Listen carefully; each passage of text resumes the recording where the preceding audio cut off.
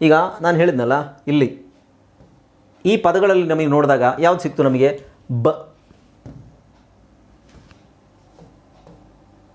ಇವ್ರ ಪ್ರಕಾರ ಇವ್ರು ಹೇಳಿದ್ದನ್ನೇ ಇಟ್ಕೊಳ್ಳೋಣ. ಇವ್ರು ಹೇಳೋದೇನು? ಈ ಅಕ್ಷರಗಳಿಗೆ ಈ ಶಬ್ದಗಳು ಹಾಕಿದರೆ ಮಾತ್ರ ನಿಮಗೆ ಓದಲಿಕ್ಕಾಗೋದು. ಯಾವ ಶಬ್ದಗಳು ಅವ್ರು ಹೇಳೋದು? ಇಲ್ಲಿ ನೋಡಿ, ಬಿಗೆ ಬ ಅಂತ ಹೇಳಬೇಕು, ಸಿಗೆ ಕ ಅಂತ ಹೇಳಬೇಕು, ಡಿಗೆ ಡ ಹೇಳಬೇಕು, ಎಫ್ಗೆ ಫ. ಇದನ್ನೆಲ್ಲ ಈ ಥರ ಹಾಕ್ಕೊಂಡ್ರೆ ಮಾತ್ರ ನಿಮಗೆ ಪದಗಳನ್ನು ಉಚ್ಚಾರಣೆ ಮಾಡಲಿಕ್ಕೆ ಆಗೋದು ಅಂತ ಹೇಳ್ತಿದ್ದಾರೆ. ಓಕೆ, ಹಾಗಾದರೆ ನಾವೇನು ಮಾಡೋಣ? ಹಾಗೆ ಹಾಕ್ಕೊಳ್ಳೋಣ. ಹೇಗೆ? ಅವ್ರು ಏನು ಹೇಳಿದರು? ಅರ್ಧ ಅಕ್ಷರ ಬ ಕ ಡ ಅಂತ ಹೇಳಿದ್ರಲ್ಲ, ಅದನ್ನೇ ನಾವು ತೊಗೊಳ್ಳೋಣ ಫಸ್ಟು. ಓಕೆ, ಸೊ ಎಗೆ ಅವ್ರು ಏನು ಹೇಳಿದರು? ಆ. ಯಾಕೆಂದರೆ ಆ್ಯಪಲ್, ಆ್ಯಕ್ಟರ್, ಆ್ಯಂಟ್, ಆ್ಯಂಬುಲೆನ್ಸ್, ಆ ಆ ಆ ಅಂತಲೇ ಬರ್ತಾಯಿದೆ ಆಲ್ಮೋಸ್ಟ್. ಸೊ ಎ ಅನ್ನೋ ಅಕ್ಷರಕ್ಕೆ ನಾವು ಆ ಅಂತಲೇ ಹಾಕ್ಕೊಳ್ಳೋಣ. ಇಲ್ಲಿ ನಾನು ಆ ಕೆಳಗಡೆ ಯಾವ ಒತ್ತು ಹಾಕಿದ್ದೀನಿ, ಕನ್ನಡದಲ್ಲಿ ಆ ಥರ ಹಾಕುವಾಗಿಲ್ಲ. ಕನ್ನಡದಲ್ಲಿ ಸ್ವರಾಕ್ಷರಗಳಿಗೆ ಒತ್ತಕ್ಷರ, ವ್ಯಂಜನ ಒತ್ತಕ್ಷರ ಹಾಕೋ ಹಾಗಿಲ್ಲ. ಅದು ರೂಲ್ ಸರಿಯಲ್ಲ. ಬಟ್ ನಮ್ಮ ಅನುಕೂಲಕ್ಕೆ ಆ ಅನ್ನೋ ಸ್ವರಕ್ಕೆ ನಮಗೆ ಬೇರೆ ರೀತಿ ಬರೆಯೋಕ್ಕಾಗಲ್ಲ. ಹಾಗಾಗಿ ನಾನು ಆ ಕೆಳಗಡೆ ಯಾ ಹಾಕಿದ್ದೀನಿ, ಅದನ್ನು ನೀವು ಆ ಅಂತ ಕನ್ಸಿಡರ್ ಮಾಡಬೇಕು. ಹಾಯ್ ಫ್ರೆಂಡ್ಸ್, ಇದೊಂದು ವಿಶೇಷ ಸೂಚನೆ. ನಮ್ಮಲ್ಲಿ ಇದೀಗ ಆನ್ಲೈನ್ ಸ್ಪೋಕನ್ ಇಂಗ್ಲಿಷ್ ಕೋರ್ಸ್ನ ಹೊಸ ಬ್ಯಾಚ್ ಶುರುವಾಗಿದೆ. ನೀವು ಇನ್ಮೇಲೆ ಮನೆಯಲ್ಲೇ ಕೂತ್ಕೊಂಡು ಯಾವುದೇ ಟೆನ್ಷನ್ ಇಲ್ಲದೆ ಇಂಗ್ಲಿಷ್ ಮಾತಾಡೋದನ್ನು ಕಲಿಯಬಹುದು. ಸ್ನೇಹಿತರೆ, ಸ್ಪೋಕನ್ ಇಂಗ್ಲಿಷ್ ಮಾತ್ರ ಅಲ್ಲ, ನಿಮಗೆ ಇಂಗ್ಲಿಷ್ನ ಓದಲಿಕ್ಕೆ ಬರಲಿಕ್ಕೆ ಬರಲ್ಲ ಅಂತ ಇಟ್ಕೊಳ್ಳಿ. ಈಗ ಬರೀ ನಿಮಗೆ ಎಬಿಸಿಡಿ ಮಾತ್ರ ಗೊತ್ತು, ಅಥವಾ ಎಬಿಸಿಡಿ ಓದಿಲ್ಲ ಅಂತ ಇಟ್ಕೊಳ್ಳಿ. ಸೊ ಎಬಿಸಿಡಿ ಓದಿಲ್ಲ ಅಂತ ನಾವು ನಿಮಗೆ ಇಂಗ್ಲಿಷ್ನ ಬೇಸಿಕ್ಕಿಂದನೇ ಓದಲಿಕ್ಕೆ ಮತ್ತೆ ಬರಲಿಕ್ಕೆ ಸಹ ಹೇಳ್ಕೊಡ್ತೀವಿ. ಸ್ನೇಹಿತರೆ, ಈ ಕೋರ್ಸ್ನ ಚಿಕ್ಕ ಮಕ್ಕಳನ್ನು ಹೊರತುಪಡಿಸಿ ಬೇರೆ ಯಾರು ಬೇಕಾದ್ರೆ ಈ ಕೋರ್ಸ್ಗೆ ಜಾಯ್ನ್ ಆಗಬಹುದು. ನಿಮ್ಮ ಕೆಲವು ಸ್ನೇಹಿತರೆ ತಡ ಯಾಕೆ ಈ ಸ್ಪೋಕನ್ ಇಂಗ್ಲಿಷ್ ಕೋರ್ಸ್ ಮತ್ತು English basic reading and writing ಕೋರ್ಸ್ನ ಜಾಯ್ನ್ ಆಗಬೇಕು ಅಂತ ಆಸಕ್ತಿ ಇರೋರು ಈ ಕೂಡಲೇ ನಿಮ್ಮ ಫೋನ್ ತೆಗೆದುಕೊಳ್ಳಿ ಹಾಗೂ ಇಲ್ಲಿ ಬರ್ತಿರುವಂತಹ ನಂಬರ್ಗೆ ಅಥವಾ ಕೆಳಗಡೆ ಬರ್ತಾ ಇರುವಂತಹ ನಂಬರ್ಗೆ ನೀವು ಕರೆ ಮಾಡತಕ್ಕದ್ದು ಅಥವಾ ವಾಟ್ಸ್ಆ್ಯಪ್ನಲ್ಲಿ ಸಂಪರ್ಕಿಸಿ ನಿಮ್ಮ ಹೆಸರನ್ನು ರಿಜಿಸ್ಟರ್ ಮಾಡ್ಕೊಳ್ಳಿ. ಆ ಅಂತ ನೀವು ಅಂದ್ಕೊಂಡು ಪ್ರಾಕ್ಟೀಸ್ ಮಾಡಬೇಕು. ಓಕೆ, ನೆಕ್ಸ್ಟ್ ಬಿಗೆ ಅವ್ರೇನು ಹೇಳ್ತಾರೆ? ಈ ಥರ ಹಾಕಬೇಕು. ನೋಡಿದ್ವಲ್ಲ, ಬ. ಸಿಗೆ ಕ ಸ, ಸಿಗೆ ಕ ಸ ಎರಡು ಬರುತ್ತೆ. ಇಲ್ಲಿ ಫಸ್ಟ್ ನಾವು ಕ ತೊಗೊಳ್ಳೋಣ. ಡಿಗೆ ಡ ಅಂತ ಹೇಳಬೇಕು ಅಂತ ಈಗಷ್ಟೇ ನಾವು ಪದದಲ್ಲಿ ನೋಡಿದ್ವಲ್ವಾ. ಎಗೆ ಅಲ್ಲ, ಈ ಅಕ್ಷರಕ್ಕೆ ಎ ಅಂತ ಹೇಳಬೇಕು, ಎಫ್ ಅಕ್ಷರಕ್ಕೆ ಎಫ್ ಅಂತ ಹೇಳಬೇಕು. ಸೊ ಇಲ್ಲೆಲ್ಲ ಅಕ್ಷರಗಳು ಅರ್ಧ ಇದೆ ನೋಡಿ. ಹೆಚ್ಚಿಗೆ ಹ, ಇಗೆ ಇ, ಜೆಗೆ ಜ, ಕೆಗೆ ಖ, ಎಲ್ಗೆ ಲ್, ಎಮ್ಗೆ ಮ್, ಎನ್ಗೆ ನ್, ಇದೆಲ್ಲ ಅಲ್ಲಿ ನೋಡಿದ್ರಿ ತಾನೆ. ಓಗೆ ಆ, ಓಗೆ ಆ ಅಂತ ಹೇಳಬೇಕು ನಾವು, ಓ ಅಂತ ಹೇಳಂಗಿಲ್ಲ. ಪಿಗೆ ಪ, ಕ್ಯೂಗೆ ಕ್ವ, ಆರ್ಗೆ ರ್, ಎಸ್ಸಿಗೆ ಸ್, ಟಿಗೆ ಟ, ಯುಗೆ ಅ. ವಿಗೆ ನೋಡಿದ್ರಲ್ಲ, ವಿಗೆ ವ ಇತ್ತು, ಡಬ್ಲ್ಯೂಗೂ ವ ಇತ್ತು, ಎಕ್ಸಿಗೆ ಏನಿತ್ತು? ಕ್ಷ ಇತ್ತು, ವೈಗೆ ಏನಿತ್ತು? ಯ ಇತ್ತು, ಝೆಡ್ಗೆ ಏನಿತ್ತು? ಝ್ ಇತ್ತು. ಇದು ಪದದಲ್ಲಿ ಬರುವಂತಹ ಉಚ್ಚಾರಣೆ. ಆದರೆ ನಾವು ಇಷ್ಟು ದಿನ ಕಲಿತಾ ಬಂದಿದ್ದೇನು? A B C D E F G H I J K L M N O P Q R S T U V W. W ಅನ್ನೋ ಉಚ್ಚಾರಣೆ ಯಾವುದಾದ್ರೂ ಪದದಲ್ಲಿ ಕೇಳಿದ್ದೀರಾ ನೀವು? ಡಬ್ಲ್ಯೂ ಅನ್ನೋದು ಬರೋದೇ ಇಲ್ಲ. ಡಬ್ಲ್ಯೂ ಅಂದರೆ ಏನು? ಡಬಲ್ ಯು ಅಥವಾ ಡಬಲ್ ವಿ. ಆ್ಯಕ್ಚುಲಿ ಎಕ್ಸ್ ಬರಲ್ಲ, ವೈ ಬರಲ್ಲ, ಝೆಡ್ ಬರಲ್ಲ, ಇದರಲ್ಲಿ ಯಾವುದೂ ಬರೋದಿಲ್ಲ except A E I O U, ಅದು ಮಾತ್ರ ಬರುತ್ತೆ, ಬೇರೆ ಯಾವುದೂ ಬರೋದಿಲ್ಲ. ಓಕೆ, ಈಗ ನಮ್ಮ ಮುಂದೆ ಎರಡು ವರ್ಣಮಾಲೆ ಇದೆ. ಒಂದು ಇದು ಹೆಸರುಗಳಷ್ಟೇ, ಇದು ಪ್ರೊನೌನ್ಸಿಯೇಷನ್, ಉಚ್ಚಾರಣೆಯಲ್ಲಿ ಹೀಗೆ ಬರುತ್ತೆ ಅಂತ ಹೇಳಿದ್ರಲ್ಲ ಅವ್ರು ಹೇಳಿರೋದಕ್ಕೆ ತಾನು ನಾವು ಇದನ್ನು ತೊಗೊಂಡಿರೋದು. ಇಲ್ಲೆಲ್ಲ ಏನು ಬರುತ್ತೆ ಅಂತ ಹೇಳಿದ್ರು ಅವರು, ಇದರಲ್ಲಿ ಇಲ್ಲಿರೋದನ್ನೇ ನಾನು ಅಲ್ಲಿ ನಿಮಗೆ ದೊಡ್ಡದಾಗಿ ತೋರಿಸ್ತಾ ಇದ್ದೀನಿ. ರೈಟ್? ಓಕೆ, ಹಾಂ. ಸೊ ಇದೊಂದು ಸಿಕ್ಕಿದೆ ನಮಗೆ. ಇದು ಪ್ರೊನೌನ್ಸಿಯೇಷನ್, ಉಚ್ಚಾರಣೆಯಲ್ಲಿ ನೀವು ಈ ಥರ ಹೇಳಬೇಕು ಅಂತ ನಮಗೆ ಅವರೇ ಹೇಳ್ಕೊಟ್ಟಿರೋದು. ಇದೇನಿದು? ಇದು ಹೆಸರು. ಇದನ್ನು ನೀವು ಅಲ್ಲಿ ಯೂಸ್ ಮಾಡೋಂಗಿಲ್ಲಪ್ಪ, ನೀವು ಸುಮ್ಮನೆ ಸ್ಪೆಲ್ಲಿಂಗ್ ಹೇಳೋಕ್ಕೆ ಯೂಸ್ ಮಾಡ್ಬೋದು. ಉಚ್ಚಾರಣೆ ಹೆಂಗೆ ಮಾಡೋದು? ಉಚ್ಚಾರಣೆ ಮಾಡಬೇಕಂದ್ರೆ ನೀವು ಇದನ್ನು ಯೂಸ್ ಮಾಡಬೇಕು. ಮತ್ತೆ ಯಾಕೆ ಇದನ್ನು ಮೊದಲೇ ಹೇಳ್ಕೊಟ್ಟಿಲ್ಲ? ಅದೆಲ್ಲ ಹಾಗೆ ನಾವು ಹೇಳ್ಕೊಡೋದು. This is what happen. ಇದಕ್ಕೆ ಪ್ರಾಬ್ಲಮ್ ಆಗೋದು. ಓಕೆ, ಈಗ ಕೆಲವು ಪದಗಳನ್ನು ನಾವು ಸ್ವಲ್ಪ ಬೇರೆ ಪದಗಳನ್ನು ತೊಗೊಂಡು ನೋಡೋಣ. ಇದನ್ನು ಹಾಕಿ ನೋಡೋಣ. ಕೆಲವು ಸಣ್ಣ ಸಣ್ಣ ಪದಗಳನ್ನು ತೊಗೊಂಡು ಇದನ್ನು ಆಮೇಲೆ ಇದನ್ನು ಹಾಕಿ ನೋಡೋಣ. ಈಗ ಆಲ್ರೆಡಿ ನೋಡಿದ್ದೀವಿ, ಬಟ್ ಇನ್ನೊಂದು ಸಲ ನೋಡೋಣ. ಓಕೆ, ಸೊ ಇಲ್ಲಿ ನೋಡಿ, A P P L E apple ಅಂತಿದೆ. ಇದಕ್ಕೆ ನಾವೇನು ಮಾಡೋಣ ಅಂತ ಹೇಳಿದ್ರೆ,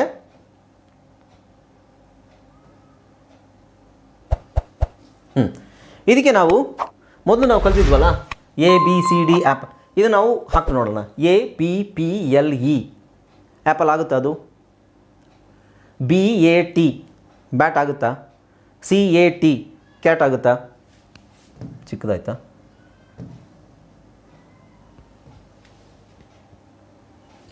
ಇದನ್ನು ಕೂಡಿಸಿ ನೋಡಿ, ಸಾಧ್ಯನೇ ಇಲ್ಲ. A P P L E apple ಅಂತ ನಮಗೆ ಕನ್ನಡದಲ್ಲಿ ಕೂಡಿಸ್ಲಿಕ್ಕೆ ಆಗಲ್ಲ. ಅದನ್ನು ಬಿ ಎ ಟಿನೇ ಆಗುತ್ತೆ. ಓಕೆ, ಅದಕ್ಕೆ ಇದು ಆಗಲ್ಲ ಅಂತಾಯಿತು. ABCDEFGH ಅಂತ ಏನು ಕಲ್ತೀವಿ, ಇದನ್ನು ನಾವು ಇದಕ್ಕೆ ಹಾಕಿದ್ರೆ ಇದು ಮ್ಯಾಚ್ ಆಗೋದಿಲ್ಲ, ಇದರ ಉಚ್ಚಾರಣೆ ಮ್ಯಾಚ್ ಆಗೋದಿಲ್ಲ. ಹಾಗಾದರೆ ಇನ್ನೊಂದು ಹಾಕಿ ನೋಡೋಣ. ಯಾವುದು? ಈಗ ನಾವು A B K D E F G H I ಇದನ್ನು ನಾವು ನೋಡಿದ್ವಲ್ವಾ, ಇದನ್ನು ಹಾಕಿ ನೋಡಿ ಇಲ್ಲಿ. ಓಕೆ, ಸೊ ಈ ಅಕ್ಷರಕ್ಕೇನು, ಎ ಅಕ್ಷರಕ್ಕೇನಿದೆ ಇಲ್ಲಿ ಆ, ಪಿ ಅಕ್ಷರಕ್ಕೇನಿದೆ, ಎಲ್ಲಿದೆ ಪಿ, ಪ, ಅಗೇನ್ ಪಿ, ಮತ್ತು ಎಲ್ಲಿಗೆ ಏನಿದೆ, ಎಲ್ಲಿಗೆ ಲ್, ಇ, ಈಗೆ ಎ. ಓಕೆ, ಆಮೇಲೆ ನೋಡಿ ಈಗ ಎ, ಅದು ಆಮೇಲೆ ಹೇಳ್ತೀನಿ. ಬಿ, ಬಿ ಅಕ್ಷರಕ್ಕೆ ಉಚ್ಚಾರಣೆ ಏನು, ಬ. ಎ, ಟಿ ಅಕ್ಷರಕ್ಕೇನು, ಟಿ ಎಲ್ಲಿದೆ, ಟ. ಓಕೆ, ಸೊ ಇಲ್ಲಿ ಈ ಉಚ್ಚಾರಣೆಯ ಶಬ್ದವನ್ನು, ಅಕ್ಷರವನ್ನು ನಾವು ಇಲ್ಲಿ ಹಾಕಿದಾಗ ಇದನ್ನು ಕೂಡಿಸಿ ನೋಡಿದ್ರೆ, ಇದನ್ನು ಕೂಡಿಸ್ರಿ. ಈಗ ಇದನ್ನು ನೀವು ಕೂಡಿಸಿದ್ರೆ ಏನು ಬರುತ್ತೆ, ಆ್ಯಪಲ್ ಕರೆಕ್ಟಾಗಿ ಬರುತ್ತೆ, ಆ್ಯಪಲ್. ಇಲ್ಲಿ ಎ ಇದೆ, ಎ ಸೈಲೆಂಟ್ ಆಗಿರುತ್ತೆ ಇಲ್ಲಿ. ಓಕೆ, ಎ ಸೈಲೆಂಟ್ ಆಗಿದೆ, ಈ ಕೊನೆಯಲ್ಲಿ ಬಂದರೆ ಸೈಲೆಂಟ್ ಆಗಿದೆ, ಅದನ್ನು ಫಸ್ಟ್ ಹೇಳ್ಕೊಡ್ಬೇಕಲ್ವ ನಮಗೆ, ಅದನ್ನು ಹೇಳ್ಕೊಡೋದಿಲ್ಲ.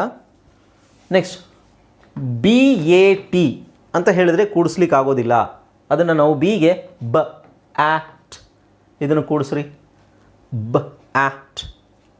ಸಪ್ರೇಟಾಗಿ ಹೇಳಿದಾಗ ಬ ಆಟ್ ಅಂತ ಆಗುತ್ತೆ, ಅದನ್ನು ಕೂಡಿಸ್ರಿ, ಬ್ಯಾಟ್. ಕ ಆಟ್, ಕ್ ಆಟ್, ಕ್ಯಾಟ್.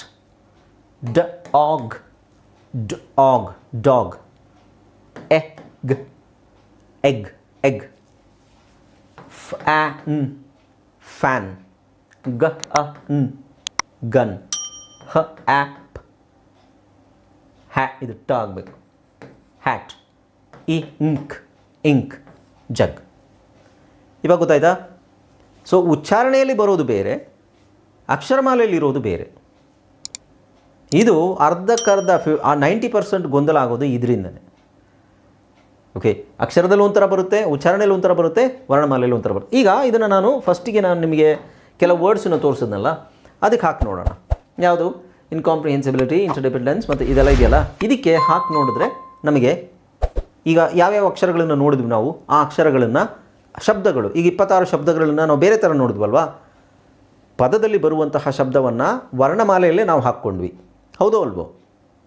ಅದೇ ಅಕ್ಷರಗಳನ್ನು ಈಗ ನಾವು ಚಿಕ್ಕ ಪದಗಳನ್ನು ತೊಗೊಂಡ್ವಿ, ಇದು ಚಿಕ್ಕ ಚಿಕ್ಕ ಪದಗಳು. ದೊಡ್ಡ ಪದಗಳನ್ನು ತೊಗೊಳ್ಳೋಣ. ದೊಡ್ಡ ಪದಗಳನ್ನು ತೊಗೊಂಡು ನಾನು ಹೇಳಿದೆ ಫಸ್ಟಿಗೆ, ನಾನು ನಿಮಗೆ ತೋರಿಸಿದೆ, ಈ ಪದಗಳನ್ನು ಕ್ಲಾಸ್ ಮುಗಿಯೋದ್ರೊಳಗೆ ನೀವು ಎಲ್ಲರೂ ಸಿಂಪಲ್ಲಾಗಿ ಕಲಿಬೋದು, ಹೇಳೋಕ್ಕೆ ಆಗ್ಬೋದು.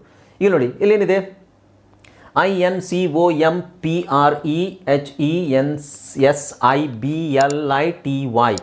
ಇದನ್ನು ನೀವು ಇದೇ ಥರ ಹೇಳ್ತಾ ಕೂತ್ರೆ ಓದಲಿಕ್ಕೆ ಆಗೋದಿಲ್ಲ. ಇದರ ಉಚ್ಚಾರಣೆ ಏನು?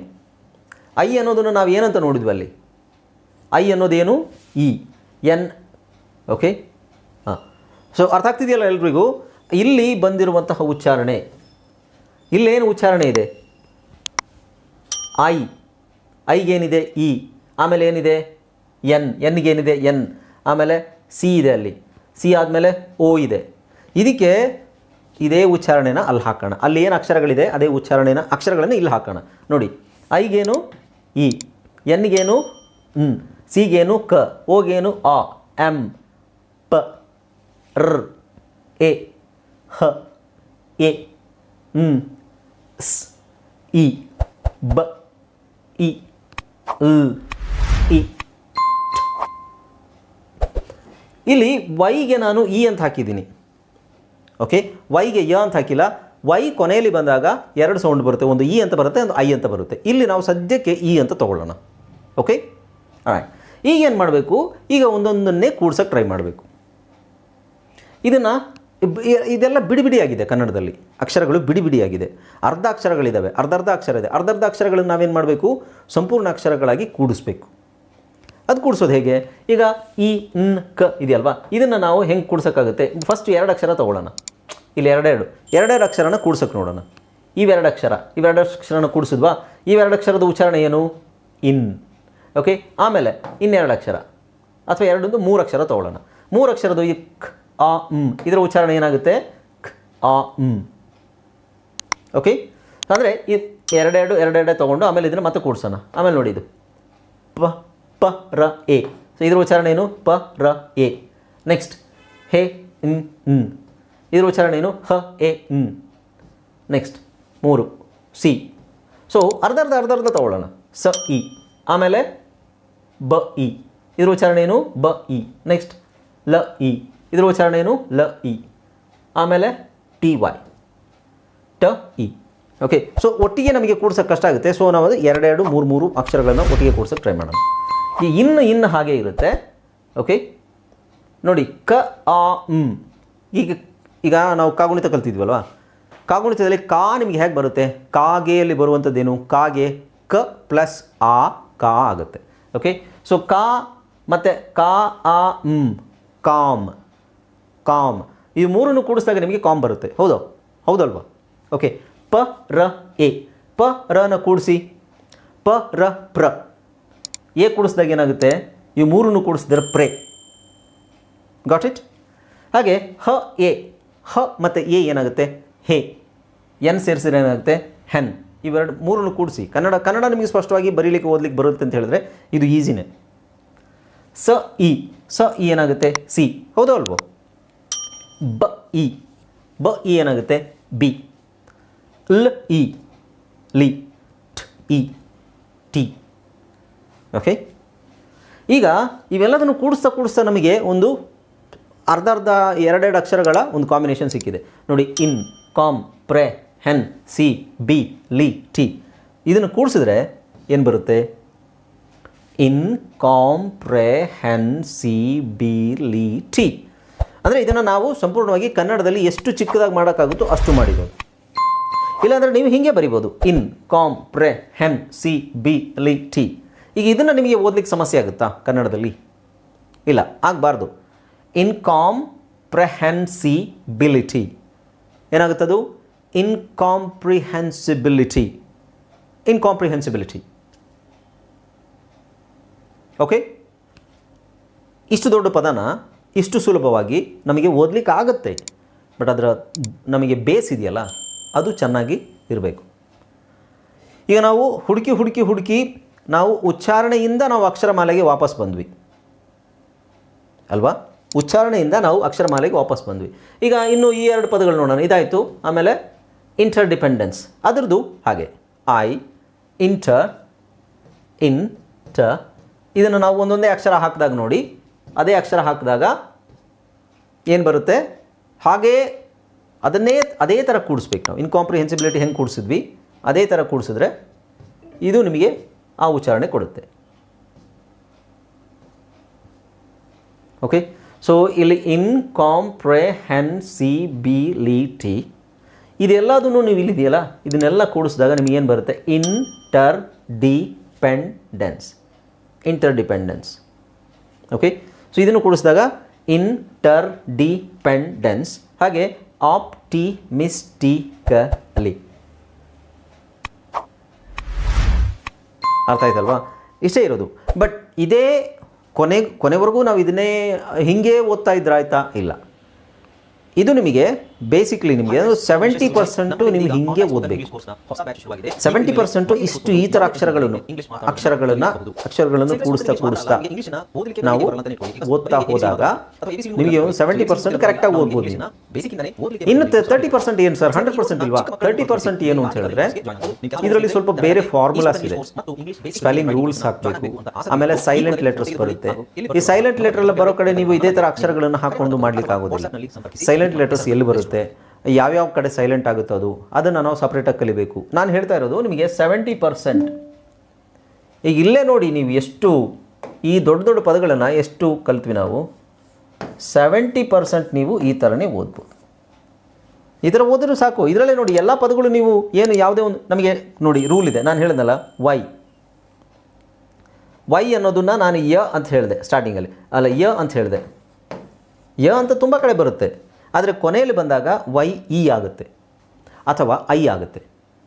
ಅದು ರೂಲ್ ಗೊತ್ತಿರಬೇಕು. ಎಲ್ಲಿ ಬಂದಾಗ ಐ ಆಗುತ್ತೆ, ಎಲ್ಲಿ ಬಂದಾಗ ಇ ಆಗುತ್ತೆ ಅನ್ನೋದು ನಮಗೆ ರೂಲ್, ಸ್ಪೆಲ್ಲಿಂಗ್ ರೂಲ್. ಅದು ಆಮೇಲೆ ಹೋಗ್ತಾ ಕಲಿಬೋದು. ಓಕೆ, ಆಮೇಲೆ ಇಲ್ಲಿ ನೋಡಿ, ಇದು ಇ ಇದೆ. ಇಲ್ಲಿ ಇನ ಸೈಲೆಂಟ್ ಮಾಡಬೇಕು. ಕೊನೆಯಲ್ಲಿ ಇ ಬಂದರೆ ಸೈಲೆಂಟ್ ಆಗುತ್ತೆ. ಅದು ನಾವು ತಿಳ್ಕೊಬೇಕು ಅದನ್ನು. ಕೊನೆಯಲ್ಲಿ ಯಾವುದೇ ಪದದ ಕೊನೆಯಲ್ಲಿ ಈ ಬಂದರೆ ಸೈಲೆಂಟ್ ಆಗುತ್ತೆ, except he, she, be, we. Okay, so he, me ಈ ಪದಗಳನ್ನು ಬಿಟ್ಟು ಬೇರೆ ಯಾವುದೇ ಪದದಲ್ಲಿ ಈ ಬಂತು ಅಂದರೆ ಈ ಸೈಲೆಂಟ್ ಆಗಿರುತ್ತೆ. ಸೊ ಇಲ್ಲಿ ನೀವು ಈನ ಹೇಳಂಗಿಲ್ಲ, ಇಲ್ಲಿ ಎ ಅಂತ ಹೇಳಿದ್ನಲ್ಲ, ಈ ಎ ಉಚ್ಚಾರಣೆ ಮಾಡೋ ಹಾಗಿಲ್ಲ, ಯಾಕೆಂದರೆ ಲಾಸ್ಟಲ್ಲಿ ಬಂದಿದೆ. ಇಂಡಿಪೆಂಡೆನ್ಸ್ ಅಲ್ಲಿಗೆ ನಿಲ್ಲಿಸ್ಬೇಕು. ಇವೆಲ್ಲ ತಿಳ್ಕೊಂಡ್ರೆ ಮಾತ್ರ 70% ನಾನು ಹೇಳಿದ್ದು 70% ಮಾತ್ರ ನೀವು ಈ ಥರ ರೂಲ್ ಇಟ್ಕೊಂಡು ಮಾಡ್ಬೋದು. ಇನ್ನು ಉಳಿದಿರೋದು ಬೇರೆ ವಿಷಯನ ಕಲಿಬೇಕು. ಅರ್ಥಾಗ್ತಿದೆಯಾ ಎಲ್ರಿಗೂ? ಸೊ ಹಾಗಾಗಿ ನಾವು ಇಷ್ಟು ದಿನ ನಾವು ಮಾಡ್ಕೊಂಬಂದಿದ್ದೇನು ಅದು ಈಗ ಇದರಲ್ಲೇ ನೋಡಿ, ಮಿಸ್ಅಂಡರ್ಸ್ಟ್ಯಾಂಡಿಂಗ್, ಇದನ್ನು ಎಲ್ಲ ವರ್ಡ್ಸ್ ನಾನು 5 ವರ್ಡ್ಸನ್ನು ನೀವು ಬೇಕಾದರೆ ಇದರಲ್ಲಿ ಟ್ರೈ ಮಾಡ್ಬೋದು. ಓಕೆ,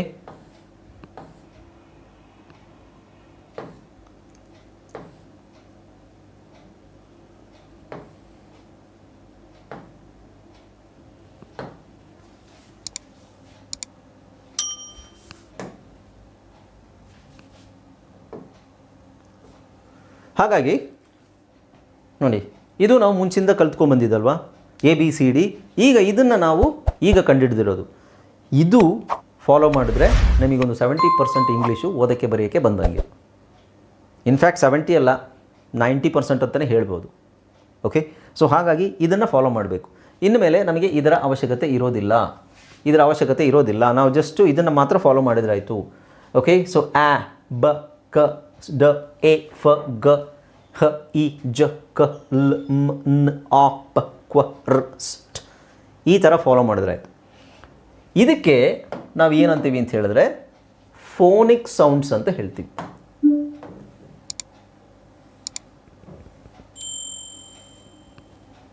ಇದಕ್ಕೆ ಫೋನಿಕ್ ಸೌಂಡ್ಸ್ ಅಂತ ಹೇಳ್ತೀವಿ. ಆಲ್ಫಬೆಟ್ ಅಲ್ಲ, ಇದು ಫೋನಿಕ್ ಸೌಂಡ್ಸ್. ಅಂದ್ರೇನು? ಫೋನ್ ಅಂದ್ರೇನು?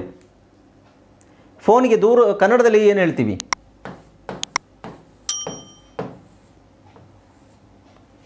ಕನ್ನಡದಲ್ಲಿ ಫೋನಿಗೆ ಏನಂತೀವಿ? ದೂರದರ್ಶನ. ಯಾರಪ್ಪ ಅದು? ಜಂಗಮವಾಣಿ. ದೂರವಾಣಿ ಅಲ್ವಾ? ಜಂಗಮವಾಣಿ ಅಂತ ಹೇಳ್ತೀವಾ? ಹೌದಾ? ಏನೋ ನನಗೆ ಗೊತ್ತಿಲ್ಲಪ್ಪ. ದೂರವಾಣಿ ತಾನೇ ಫೋನ್ ಅಂದರೆ? ದೂರವಾಣಿಗೆ ಕರೆ ಮಾಡಿ. ಅಚ್ಚ ಕನ್ನಡದಲ್ಲಿ ಜಂಗಮವಾಣಿನಾ?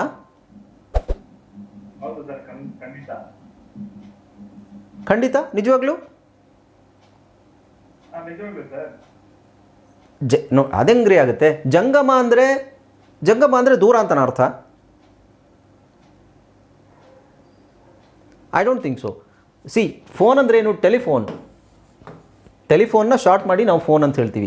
ದೂರವಾಣಿ, ಟೆಲಿ ಅನ್ನೋದಕ್ಕೆ ದೂರ ಅಂತ ಹೇಳೋದು. ಟೆಲಿ ಅನ್ನೋದಕ್ಕೆ ದೂರ ಅಂತ ಹೇಳೋದು. ಜಂಗಮವಾಣಿ ನಾನಿದು ಹೊಸದಾಗಿ ಕೇಳ್ತಾ ಇರೋದು. ಜಂಗಮ ಅಂದರೆ ದೂರ. ಹೌದಾ? ನನಗೆ ಗೊತ್ತಿಲ್ಲ ಅಲ್ಲ, ಮೇ ಬಿ ಅದು ನನಗೆ ಹೊಸ್ತಿರ್ಬೋದು. ಬಟ್ ಜಂಗಮ ಅನ್ನೋ ಪದ ನಾವು ಕೇಳಿದ್ದೀವಲ್ವಾ? ಜಂಗಮ ಅಂದರೆ ಏನು ಹೇಳಿ? ಯಾರೂ ಹೇಳ್ತಾ ಇಲ್ಲ. ಗೊತ್ತಿರೋರು ಹೇಳಿ ಜಂಗಮ ಅಂದರೆ ಏನು ಅಂತ.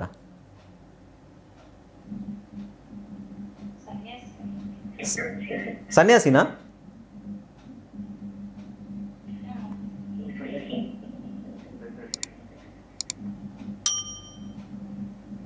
ಅಲ್ಲ, ಟೆಲಿಫೋನ್ ಅಂದರೆ ಫೋನಿಗೆ ನಾವು ಟೆಲಿಫೋನ್ದು ಶಾರ್ಟ್ ಫಾರ್ಮ್ ಫೋನ್ ಅಂತ ಹೇಳ್ತೀವಿ. ಟೆಲಿಫೋನ್ ಅಂದರೆ ದೂರವಾಣಿಗೆ ಟೆಲಿಫೋನ್ ಅನ್ನೋದು. ಜಂಗಮವಾಣಿ ನಾನಿದು ಹೊಸದಾಗಿ ಕೇಳ್ತಾ ಇರೋದು. ಜಂಗಮನ ವಾಣಿ. ಜಂಗಮ ಅನ್ನೋದು ಯಾರು? ಒಬ್ಬ ಸಾಧು ಸಂತ ಅಥವಾ ಸನ್ಯಾಸಿ ಅಂತ ಯಾರು ಹೇಳಿದ್ರೆ, ನನಗೂ ಅದ್ರ ಕರೆಕ್ಟ್ ಮೀನಿಂಗ್ ಗೊತ್ತಿಲ್ಲ. ಬಟ್ ಜಂಗಮನ ವಾಣಿ ಅಂದರೆ ಜಂಗಮ ಹೇಳುವಂಥ ಮಾತುಗಳು ಅಂತಾಗುತ್ತೆ ಒಟ್ಟು. ಓಕೆ, ನಾನು ಏನು ಹೇಳಕ್ಕೆ ಬಂದೆ ಅಂದರೆ, ವಾಣಿ ಅಂದರೆ ಫೋನ್ ಅಂತ ಹೇಳಿದ್ದು ನಾನು. ವಾಣಿ ಅಂದರೆ ಫೋನ್. ವಾಣಿ ಅಂದರೆ ಏನು? ಧ್ವನಿ. ವಾಣಿ ಅಂದರೆ ಧ್ವನಿ ತಾನೆ. ವಾಣಿ ಅಂದರೆ ಧ್ವನಿ, ಶಬ್ದ. ಈ ವಾಣಿ ಅಂತ ನಾವು ಶಬ್ದ, ವಾಣಿ ಅಂದರೆ ಶಬ್ದ, ಧ್ವನಿ, ಅದಕ್ಕೆ ಫೋನಿಕ್ ಅಂತ ಹೇಳೋದು. ಶಬ್ದ ಫೋನಿಕ್, ಫೋನ್ ಅಂದರೆ ಶಬ್ದ ಅಂದರೆ ವಾಣಿ ಅಲ್ವಾ. ಸೊ ಅಕ್ಷರ ಪದದಲ್ಲಿ ಪದದ ಉಚ್ಚಾರಣೆಯೇ ಹೊರತು ಪದದ ಅಕ್ಷರ ಅಲ್ಲ. ಪದದ ಉಚ್ಚಾರಣೆ, ಪದದಲ್ಲಿ ಉಚ್ಚಾರಣೆ ಏನು ಬರುತ್ತೆ, ಉಚ್ಚಾರಣೆ ಬರುವಂತಹ ಅಕ್ಷರಗಳಿಗೆ ಉಚ್ಚಾರಣೆ ಬರುತ್ತಲ್ಲ, ಅದಕ್ಕೆ ನಾವು ಫೋನಿಕ್ಸ್ ಅಂತ ಹೇಳ್ತೀವಿ. ಫೋನಿಕ್ಸ್ ಅಂದರೆ ಈಗ ಆ ಅನ್ನೋದು ಫೋನಿಕ್ಸ್, ಎ ಅನ್ನೋದು ಅಕ್ಷರದ ಹೆಸರು, ಎ ಬಿ ಸಿ ಅದು ಅಕ್ಷರದ ಹೆಸರು, ಅಕ್ಷರವನ್ನು ಗುರುತಿಸುವ ಹೆಸರು. ಆದರೆ ಆ ಬ ಕ್ ಇದು ಫೋನಿಕ್ಸ್. ಫೋನಿಕ್ಸ್ ಅಂದರೆ ಆ ಅಕ್ಷರ ಮಾಡುವಂತಹ ಶಬ್ದ. ಕನ್ನಡದಲ್ಲಿ ಕ ಇದಕ್ಕೆ ಫೋನಿಕ್ಸು ಒಂದೇ, ಅಕ್ಷರದ ಹೆಸರು ಒಂದೇ. ಯಾಕೆಂದರೆ ಈ ಅಕ್ಷರ ಯಾವುದೇ ಪದದಲ್ಲಿ ಬರಲಿ ಇದರ ಹೆಸರನ್ನೇ ಹೇಳುತ್ತೆ. ಅಂದರೆ ಇದರ ಹೆಸರೇನು ಕ ಅಂತ. ಈ ಅಕ್ಷರ ಯಾವುದೇ ಪದದಲ್ಲಿ ಬಂದಾಗ ಅದರ ಹೆಸರನ್ನೇ ಹೇಳಲ್ಲ, ಎ ಅಂತಲೇ ಹೇಳಲ್ಲ, ಆ ಅಂತಲೂ ಹೇಳುತ್ತೆ. ಹಾಗಾಗಿ ಈ ಆ ಅನ್ನೋದು ಅಥವಾ ಎ ಅನ್ನೋದು ಇದರ ಫೋನಿಕ್ ಸೌಂಡ್. ಇದರ ಹೆಸರೇನು ಎ. ಇದರ ಅಕ್ಷರ ಫೋನಿಕ್ ಸೌಂಡ್ ಏನು? ಫೋನಿಕ್ ಸೌಂಡ್ ಆ್ಯಕ್ಚುಲಿ ಎ ಅನ್ನೋ ಅಕ್ಷರಕ್ಕೆ 8 ಶಬ್ದಗಳಿದ್ದಾವೆ. ಅದಕ್ಕೆ ಸದ್ಯಕ್ಕೆ ಬೇಡ, ನಾವು ಬೇಸಿಕಾಗಿ ಕಲಿಯೋದು ಆ ಅಂತ ಕಲ್ತ್ಕೊಂಡು ಹೋಗೋಣ. ಆಮೇಲೆ ಎ ಎಲ್ಲಿ ಹಾಕಬೇಕು ಅಥವಾ ಎ ಬಂದು ಆ ಎಲ್ಲಾಗುತ್ತೆ, ಅದು ಒಂದೊಂದು ಕಡೆ ಒಂದೊಂದು ಥರ ಬರುತ್ತೆ, ಅದು ಆಮೇಲೆ. ಸೊ 90% 70% ನಮಗೆ ಎ ಅನ್ನೋ ಅಕ್ಷರಕ್ಕೆ ಆ ಅನ್ನೋ ಶಬ್ದನೇ ಜಾಸ್ತಿ ಬರೋದು. ಹಾಗೆ ನಿಮಗೆ ಇದು 100% ಬಿ ಅನ್ನೋ ಅಕ್ಷರಕ್ಕೆ ಬಿನೇ ಬರುತ್ತೆ, ಬಿ ಚೇಂಜ್ ಆಗೋದಿಲ್ಲ. ಕೆಲವು ಕಡೆ ಬಿ ಸೈಲೆಂಟ್ ಆಗ್ಬೋದು, ಬಟ್ ಚೇಂಜ್ ಆಗೋದಿಲ್ಲ.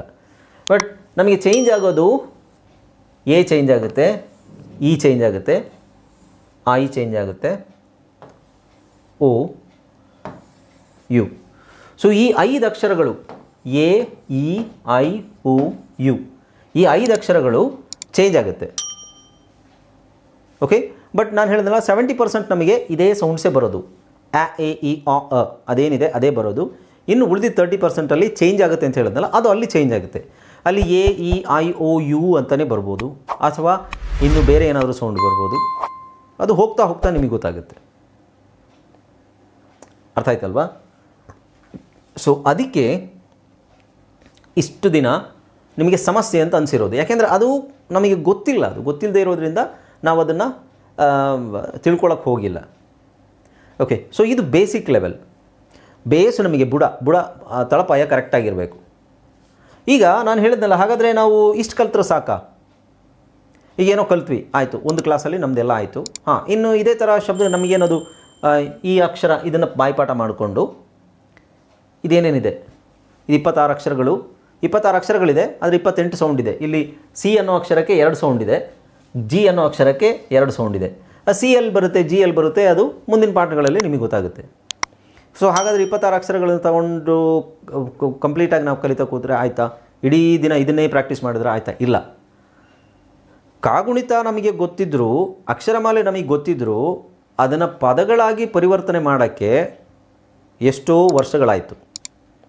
ನಿಮಗೆ ಅಕ್ಷರಮಾಲೆ ಮತ್ತು ಕಾಗುಣಿತ ಆಮೇಲೆ ಒತ್ತಕ್ಷರ ಇದು 1ನೇ ಕ್ಲಾಸ್ 2ನೇ ಕ್ಲಾಸಲ್ಲೇ ಗೊತ್ತಿತ್ತು ತಾನೆ. ಹಾಗಂತ ನೀವು 2ನೇ ಕ್ಲಾಸ್ 3ನೇ ಕ್ಲಾಸ್ 2ನೇ ಕ್ಲಾಸಲ್ಲೇ 1ನೇ ಕ್ಲಾಸಲ್ಲೇ ನೀವು ಇಡೀ ಇಂಗ್ಲೀಷನ್ನು ಕನ್ನಡನೇ ಕಲಿಯೋಕ್ಕೆ ಓದೋಕ್ಕೆ ಸ್ಟಾರ್ಟ್ ಮಾಡಿದ್ರಾ? ಈ ನ್ಯೂಸ್ ಪೇಪರ್ ಓದೋಕ್ಕೆ ಆಗಿಬಿಟ್ಟಿದ್ರಾ 1ನೇ ಕ್ಲಾಸಲ್ಲಿ? ಯಾಕೆಂದರೆ 1ನೇ ಕ್ಲಾಸಲ್ಲಿ ಎಲ್ಲ ಕಲಿಸ್ತಾರೆ, ಅಕ್ಷರಮಾಲೆ, ಕಾಗುಣಿತ, ಒತ್ತಕ್ಷರ ಕಲಿಸ್ತಾರೆ ತಾನೆ. 1ನೇ ಕ್ಲಾಸಲ್ಲಿ ಎಲ್ಲದನ್ನೂ ಕಲಿತ್ಬಿಟ್ರಾ? ಇಲ್ಲ. ಸಂಪೂರ್ಣವಾಗಿ ಕನ್ನಡವನ್ನು ನೀವು ಸ್ಪಷ್ಟವಾಗಿ ಓದಲಿಕ್ಕೆ ಕಲಿತದ್ದು ಯಾವಾಗ? 5ನೇ ಕ್ಲಾಸು ಇಲ್ಲ 6ನೇ ಕ್ಲಾಸಿಗೆ ಬಂದಾಗ ನ್ಯೂಸ್ ಪೇಪರ್ ಓದೋಷ್ಟು ಪ್ರಿಪೇರ್ ಆದ್ವಿ ಅಲ್ವಾ? ನಾನು ನ್ಯೂಸ್ ಪೇಪರೆಲ್ಲ ಓದೋಕ್ಕೆ ಶುರು ಮಾಡಿದ್ದು 5th ಸ್ಟ್ಯಾಂಡರ್ಡ್ 5ನೇ ಕ್ಲಾಸಲ್ಲಿ ಇರಬೇಕಾದ್ರೆ. ನಾನು ನ್ಯೂಸ್ ಪೇಪರು ಅದರಲ್ಲೂ ಸ್ವಲ್ಪ ಕಷ್ಟ ಆಗ್ತಾಯಿತ್ತು, ಕೆಲವುದೆಲ್ಲ ಒತ್ತಕ್ಷರ ಎಲ್ಲ ಕೂಡಿಸಿ ಓದಲಿಕ್ಕೆ ಕಷ್ಟ ಆಗ್ತಾಯಿತ್ತು. 3-4ರಲ್ಲೆಲ್ಲ ಓದೋಕ್ಕೆ ಸ್ಟಾರ್ಟ್ ಮಾಡಿದ್ವಿ. 5ನೇ ಕ್ಲಾಸ್ ಬಂದಾಗ ನ್ಯೂಸ್ ಪೇಪರೆಲ್ಲ ಓದ್ತಾ ಇದ್ದೆ ನಾನು. ನೀವೆಲ್ಲ ಗೊತ್ತಿಲ್ಲ ನಿಮಗೆ ಹೆಂಗೆ ಓದ್ತಾ ಇದ್ರಿ ಅಂತ. ಮೇ ಬಿ ನಮ್ಮದು ಇಂಗ್ಲೀಷ್ ಮೀಡಿಯಮ್ಮೇ, ಆದರೂ ನಾವು ಕನ್ನಡದಲ್ಲಿ ನಮಗೆ ಕನ್ನಡ ಟೀಚಿಂಗ್ ಎಲ್ಲ ಚೆನ್ನಾಗೇ ಇತ್ತು. ಸೊ 3ನೇ ಕ್ಲಾಸಲ್ಲೇ ನಾನು ಹಿಂಗೆ ಕನ್ನಡ ಎಲ್ಲ ಚೆನ್ನಾಗಿ ಓದ್ತಾ ಇದ್ವಿ. 3-4 ನನಗೆ ನೆನಪಿದೆ. ಸೊ ಅಷ್ಟು ವರ್ಷಗಳಾಯಿತು ನಮಗೆ ಕಲೀಲಿಕ್ಕೆ ಕನ್ನಡನ. ಇವೊಂದು ನಮಗೆ ಒಂದನೇ ಕ್ಲಾಸಲ್ಲೇ ಎಲ್ಲ ಹೇಳ್ಕೊಟ್ಟಿದ್ರು 4-5 ವರ್ಷ ಬೇಕಾಯಿತು ನಮಗೆ. ಚಿಕ್ಕ ಹುಡುಗರು, ಏಕೆ ಚಿಕ್ಕ ಹುಡುಗರೇ ಮಕ್ಕಳೇ ಬೇಗ ಕಲಿಯೋದು ಅಲ್ವಾ. ದೊಡ್ಡವರು ನಮಗೆ ಈಗ ಏನಾದರೂ ಹೊಸ್ತು ಕಲಿಬೇಕು ಅಂದರೆ ಸ್ವಲ್ಪ ಕಷ್ಟ ಆಗುತ್ತೆ. ಸೊ ಅಷ್ಟು ವರ್ಷಗಳು ಬೇಕಾಯಿತು ಕಲೀಲಿಕ್ಕೆ. ಅಂದರೆ ಸಂಪೂರ್ಣವಾಗಿ ನಾವು ಕನ್ನಡನ ಸಂಪೂರ್ಣವಾಗಿ ಸ್ಪಷ್ಟವಾಗಿ ಸರಿಯಾದ ಉಚ್ಚಾರಣೆಯಿಂದ ಕಲಿಬೇಕು ಅಂತ ಹೇಳಿ ಕಲಿಯೋಕ್ಕೆ ನಮಗೆ ಅಷ್ಟು ವರ್ಷಗಳಾಯಿತು. ಅಷ್ಟು ವರ್ಷಗಳು ಏನು ಮಾಡಿದ್ವಿ ನಾವು? 1ನೇ ಕ್ಲಾಸ್ 2ನೇ ಕ್ಲಾಸಲ್ಲೇ ನಿಮಗೆಲ್ಲ ಓದಬೇಕಾಗಿರೋ ಎಲ್ಲ ಮೆಟೀರಿಯಲ್ ಸಿಕ್ಕಿದಾಗ ಮತ್ತಷ್ಟು ವರ್ಷಗಳು ಏನು ಬೇಕಾಯಿತು? ಪ್ರಾಕ್ಟೀಸಿಗೆ ಬೇಕಾಯಿತು. ಅಂದರೆ ಪದಗಳನ್ನು ನಾವು ಓದಬೇಕು, ಪದಗಳನ್ನು ಜೋಡಿಸ್ಬೇಕು, ಅಕ್ಷರಗಳನ್ನು ಜೋಡಿಸಿ ಪದಗಳನ್ನು ಮಾಡೋದು ಕಲೀಲಿಕ್ಕೆ ಸಮಯ ಬೇಕು. ಅಕ್ಷರಗಳು ಹೆಂಗೆ ಬರುತ್ತೆ ಅಂತ ಕಲ್ತ್ರೆ ಸಾಲದು, ಈ ಅಕ್ಷರಗಳನ್ನು ಜೋಡ್ಸೋಕ್ಕೆ ಗೊತ್ತಿರಬೇಕು. ಜೋಡಿಸಿ ಒಂದು ಪದ ಹೇಗೆ ಮಾಡೋದು ಅನ್ನೋದು ಗೊತ್ತಿರಬೇಕು. ಆಮೇಲೆ ಇನ್ನು ಉಳಿದ ಕನ್ಫ್ಯೂಷನ್ಸ್ ಏನೇನಿದೆ ಓದೋಕ್ಕೆ ನಮಗೆ ಟೈಮ್ ಬೇಕು. ಓಕೆ, ಅರ್ಥ ಆಯ್ತಲ್ಲ? ಯಾರಿಗಾದ್ರೂ ಏನಾದ್ರು ಡೌಟ್ ಇದೆಯಾ? ಈಗ ನೋಡಿ, ಇದರಲ್ಲಿ ನಿಮಗೆ ತುಂಬ ಡೌಟ್ ಇರ್ಬೋದು. ಸೊ ಹಾಗಾದರೆ ಈ ಪದದಲ್ಲಿ ಸರ್ ಹಿಂಗೆ ಬರುತ್ತಲ್ಲ, ಈ ಪದದಲ್ಲಿ ಹಿಂಗೆ ಬರುತ್ತಲ್ಲ, ಅದು ಹೇಗೆ, ಇದು ಹೇಗೆ ಅಂತ ನಿಮಗೆ ಈಗಲೇ ಡೌಟ್ ಇರ್ಬೋದು. ನಾನು ಅದನ್ನೇ ಹೇಳಿದೆ, 70% ಅಷ್ಟೇ ನಾವು ಈ ಮೆಥಡ್ನ ಫಾಲೋ ಮಾಡ್ಬೋದು. ಇನ್ನು ನೀವೇನೇ ಪ್ರಶ್ನೆಗಳು ಕೇಳಿದ್ರು ಅದು ಉಳಿದ 30%ಅಲ್ಲಿ ಬರುತ್ತೆ.